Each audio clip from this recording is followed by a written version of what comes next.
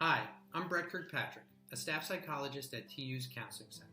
Today, we're going to talk about the stress experienced by college students and learn simple things you can do to help manage your stress. Today's college students report experiencing more stress than other adults in relation to issues in the news, including but not limited to mass shootings, threats to climate change, the separation and deportation of immigrant families, and uncertainty regarding global health. Being a college student today also means dealing with the stress of balancing coursework with managing personal finances, choosing a major, and the uncertainty of what life after college will look like. In this video, we will review 4 steps to managing stress. Due to myths about what stress is exactly, the first step to manage stress is understanding it as best as possible, which is not as easy as it sounds because symptoms of stress can look like symptoms of other issues as well. For instance, a person can be fatigued due to having worked hard, but a person can also be fatigued solely due to stress, regardless of how much they've worked. Stress is an inevitable part of our daily lives. It is defined as a person's response to any situation or event that requires adjustment or change. We often think of stress only in negative terms, but stress can be positive as well. The result has more to do with interpretation than it does with the stressor itself.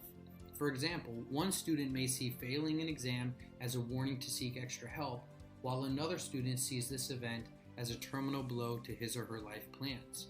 In recognizing that stress can be both positive and negative, our goal in managing stress isn't to eliminate it altogether, but to ensure that we are giving ourselves time to rest and recover. In other words, we aim to go back and forth between times of stress and times of rest and rejuvenation. The second step in managing stress is recognizing when we are being impacted by negative symptoms of stress. Learning our individual physical and emotional symptoms is key. Some people experience stress as physical symptoms such as fatigue, grinding your teeth, nail biting, headaches, muscle aches, and difficulty concentrating. Some people experience emotional symptoms such as feeling irritable, unhappy, and being bothered by seemingly unimportant or mundane things, to name just a few. It's important for you to figure out how you experience your symptoms of negative stress, as everyone experiences them differently. If you're having difficulty figuring it out, please reach out to the Counseling Center. We're here and we're happy to help. The third step in managing stress involves identifying the triggers that cause our stress. Triggers for stress can be short-term, such as a work deadline or an argument with a loved one. Or they can be long-term, such as poverty, discrimination and racism, and chronic illness. Some triggers for stress may generate positive and negative symptoms.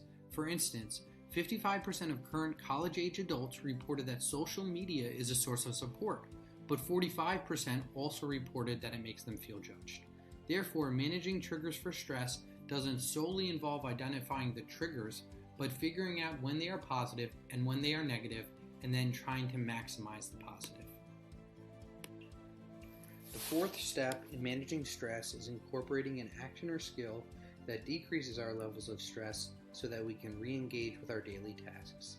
Again, different people will respond better to different skills. Some common skills in action that decrease stress are: 1. Practicing good sleep habits, which includes turning off all screens and devices an hour before bed, going for a walk or exercising, talking to a friend and telling them that you need to vent, reflecting on past successes, managing or limiting exposure to news and media, including social media, writing in a journal, watching TV, doing something nice for someone else, and attending mindfulness workshops on the Counseling Center's social media web pages every Monday this April at 1 p.m. Thanks for joining me. I hope you have learned a little bit more about managing stress today. Please look for more content on the TU Counseling Center's social media web pages every Monday and Wednesday at 1 p.m. throughout the month of April. Thanks, and I hope you have a great week.